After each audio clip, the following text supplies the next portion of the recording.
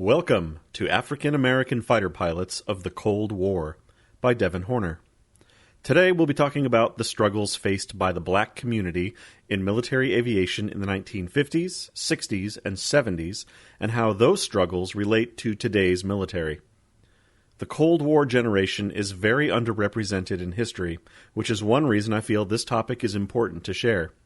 The majority of information regarding black fighter pilots is mostly centered around the Tuskegee Airmen of World War II, and while they were an important first step in racial integration, they were nowhere near the final step, which, looking at a lot of this material, you might be led to believe.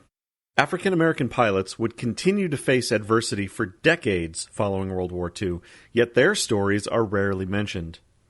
Let's take a look now at the difficulties and the victories this particular group of men had to deal with. The story of black pilots in the U.S. military has to start with the Tuskegee Airmen.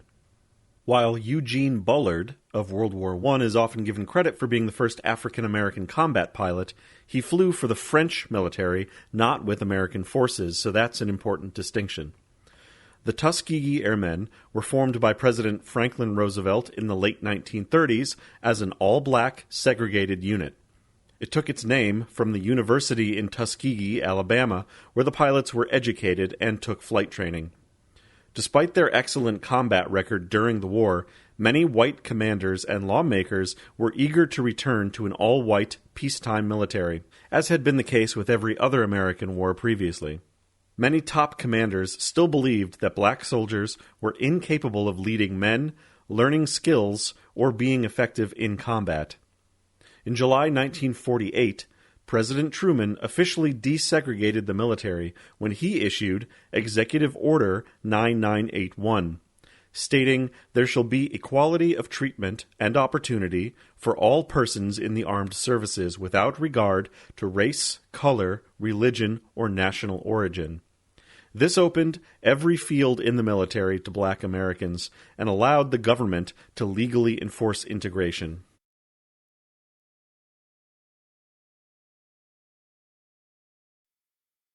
While Executive Order 9981 was another huge step towards equal treatment, it did create additional problems.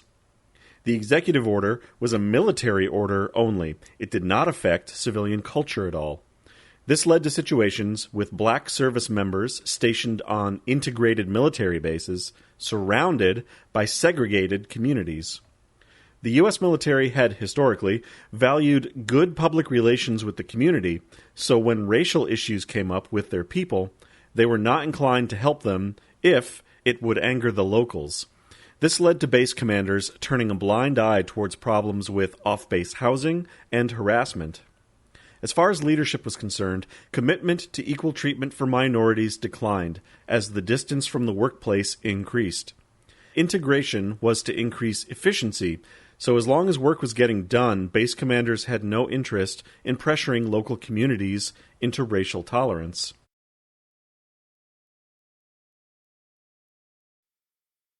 Overt racism was rare because it was more easily punished, but subtle racism was common. This took the form of reduced promotions, unofficial segregation on bases, qualified pilots not being allowed to lead flights, and overseas businesses and housing being pressured by white servicemen to exclude black servicemen and their families.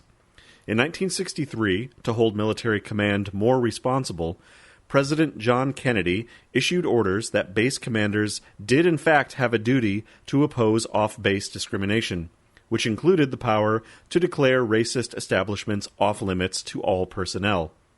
This was a very unpopular order, though, and many commanders simply ignored it, in some areas deep into the late 60s.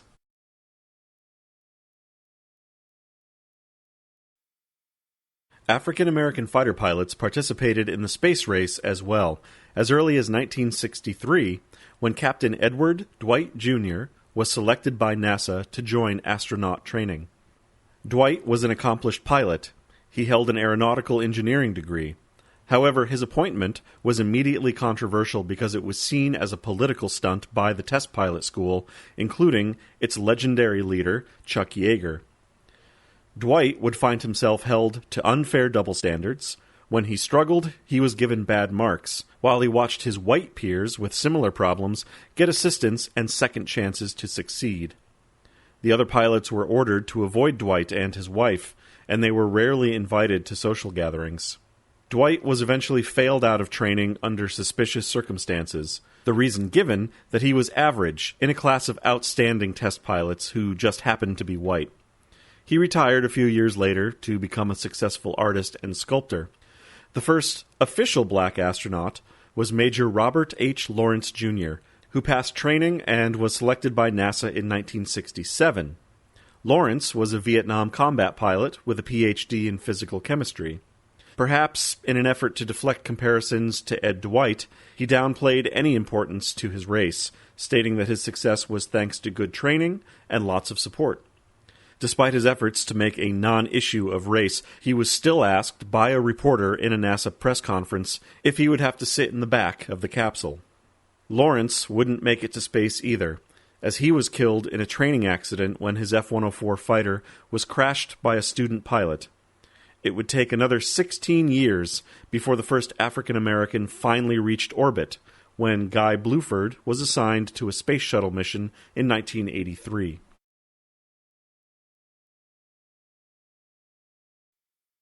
Despite the amount of time that has passed since the 1950s and 60s, in many ways modern African-American pilots are still dealing with the same problems as their Cold War forerunners.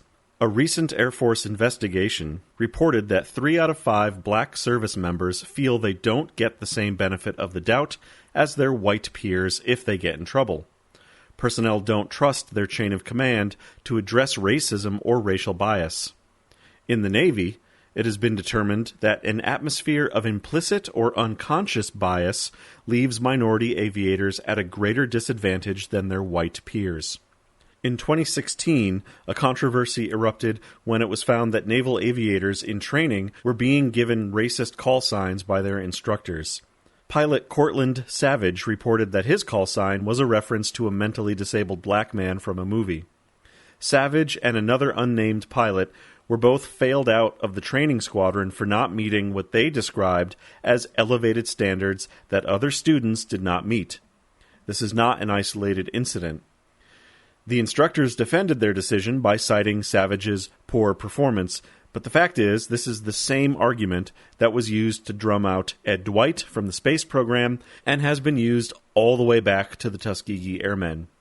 Statistics do support that black pilots are still more likely to be failed out for poor performance at higher rates than their white counterparts, and it is suspicious that only minority races seem to have such universal aptitude problems.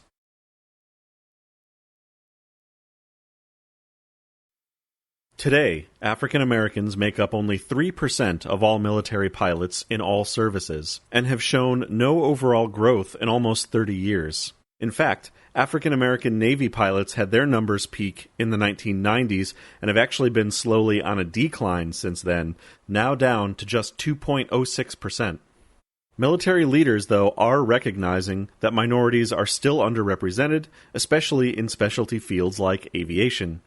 Both the Air Force and the Navy have serious initiatives underway to both boost recruitment and retention of minorities.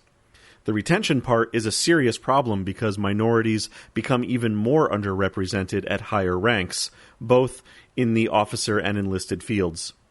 The experiences of the Cold War pilots are especially relevant today. Elevated double standards, chains of command not supporting issues of race properly, and reduced opportunities for advancement, these are all the same tactics or problems of the early Cold War era, when outright segregation was no longer acceptable, so people had to learn to bend the rules in order to exclude black people. By learning more about the Cold War pilots, these trends can be more easily identified by the military and understand just how long they actually have been around. The efforts of leaders today seem to indicate an awareness of the failures of the past, and a desire to right these wrongs moving forward. Hopefully, the more focused efforts of the military branches, now in the works, will provide a much more just and respectful environment to recruit, retain, and unleash the true potential of all minority pilots.